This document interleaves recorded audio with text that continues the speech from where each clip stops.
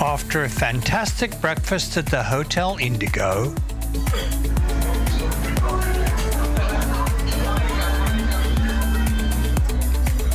we met up with our guide and driver Kadek for our private tour of Bali.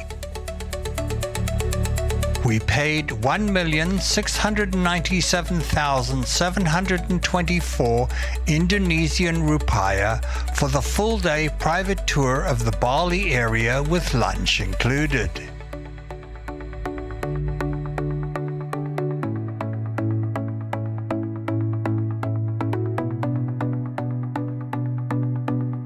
We got into the car with our guide. Kadek introduced himself at our first stop. Hello, welcome to Bali. I'm your guide. So we are visiting the Batuan Temple today. Okay. First place was the beautiful 1,000-year-old Batuan Temple. Batuan Temple has a long history as it dates back to the 11th century, making it one of the oldest temples in Bali.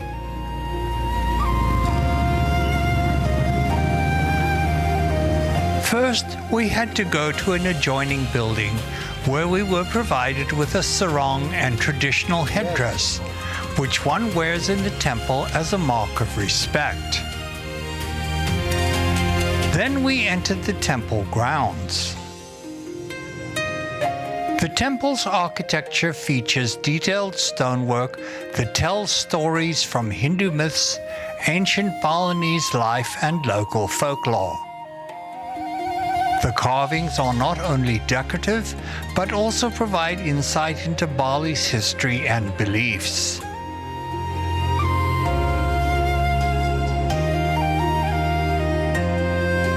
Here, without further comment, is a look around this beautiful old temple.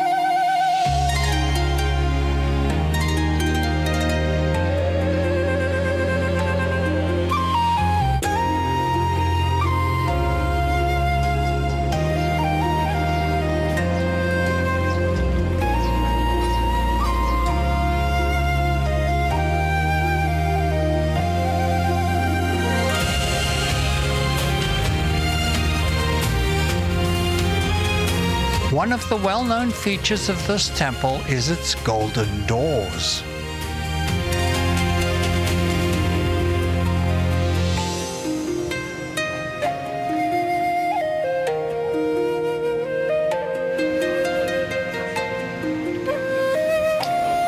The temple also has frequent musical events. This is the area where the traditional orchestra plays with all of their instruments laid out.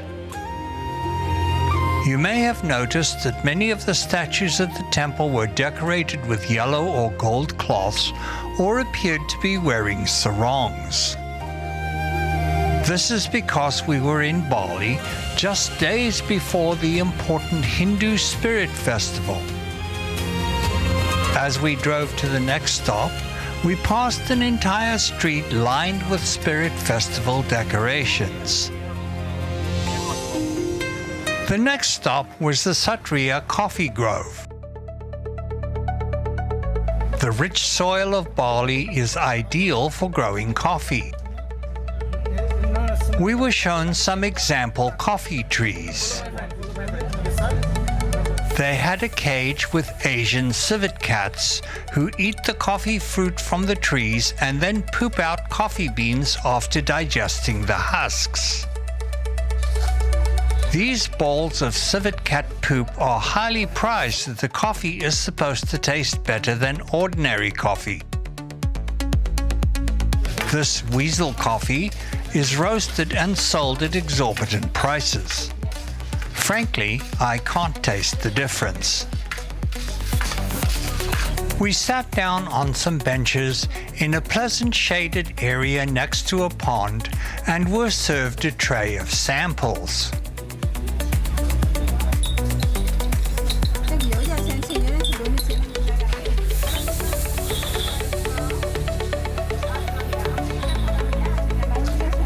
To keep the samples organized, they were served on laminated mats with each beverage standing on its own name. After the tasting, we were guided to a large store where one could buy the beverages we had just tasted to take home. Back in the car, we moved on to the Yana Art Gallery, which specializes in wood carving. Here, artisans were carving various pieces. One of the staff members explained the process to us. A group of women cleaned and prepared the pieces for finishing. There were some beautiful example carvings on display.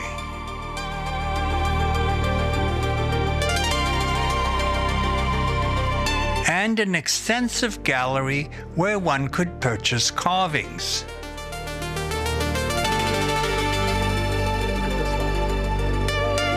Back through the busy streets, passing a large silver factory,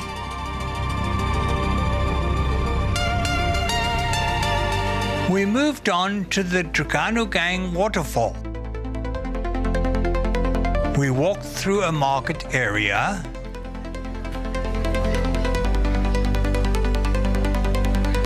we saw the falls where water cascades down into a canyon.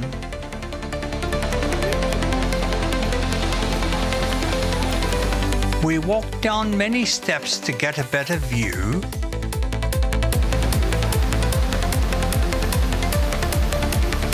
There is a huge pool below the falls, which is a popular swimming spot. There are also a few small waterfalls.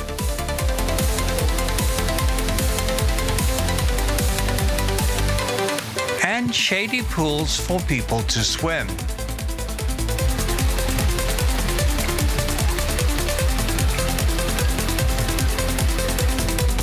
Moving on, our next stop was lunch at a well-decorated restaurant among rice paddies.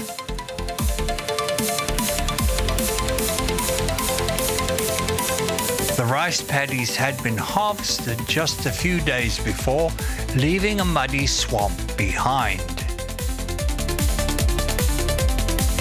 The Bali-style chicken stew with rice was quite tasty. For our last stop of the day, we drove some distance to visit the Abian Desa Rice Terrace. We joined many tourists to take a look at this narrow valley covered with rice paddy terraces.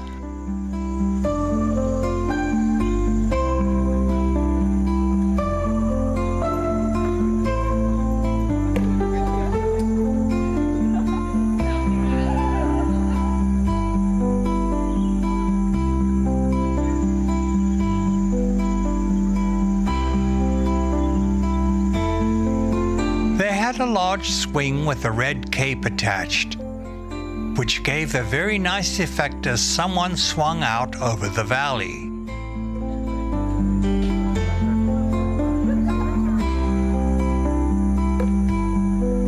It was already late in the day, so we headed back into town. Capturing some sunset views from the car with the reflections of the sun on the newly planted rice paddies. As we drove into town, we passed a Hindu procession heading towards the local temple.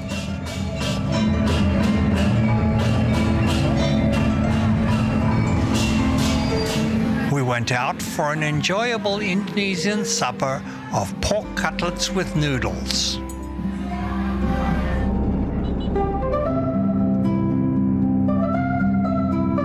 Thanks for watching. Please like, subscribe, and share.